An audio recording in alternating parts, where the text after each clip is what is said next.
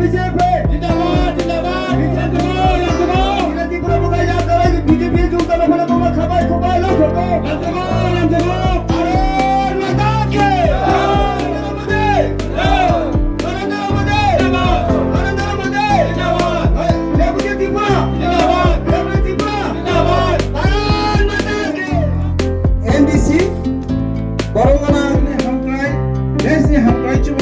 भाई दो আপনি বাবাই আং যতন হামবাইরো আং বেশি কম ছাকলা মন্ডলের অন্তর্গত 7 নম্বর বুথ কোকিলমণি পাড়া।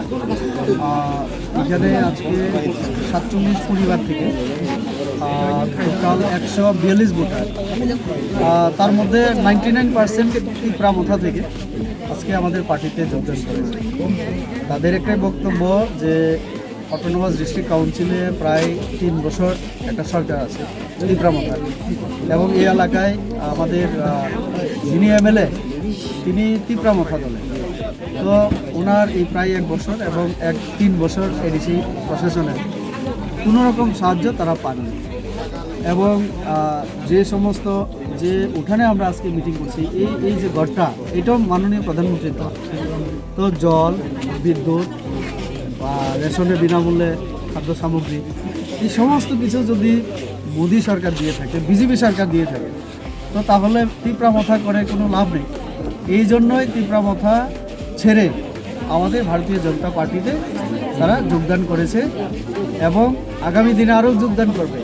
আমি গত মাসেও এই মণ্ডলে প্রায় আমার ঠিক খেয়াল নেই প্রায় 300-350 ভোটার আমি যোগদান করেছি। তো গতকাল আমি ছিলাম কল্যাণপুরে 675 জন, গতকালও ত্রিপুরা ছেড়ে সিপিএম ছেড়ে আমাদের দলে যোগদান করেন। করম সারা বাসীরাই ঠিক করুক, তারা বারবার বিজেপিকে বুথ না দিয়ে যদি মনে করেন যে ভুল করেছে তাহলে 2024 আর ভুল না করা।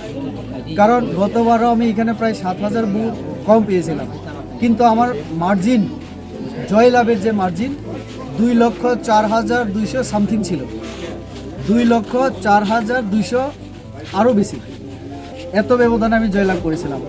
করমসরাবাসীরা যদি এখান থেকে 4-5 হাজার লিড দিয়ে দেয় তাহলে এবারে 2.5 লক্ষের উপরে যাবে সেটা পুরো ত্রিপুরা রাজ্যে।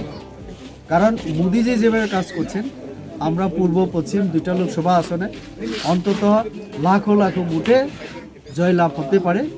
জনগণ এখন বিজেপিকে ভোট দিতে রাজি। ধন্যবাদ।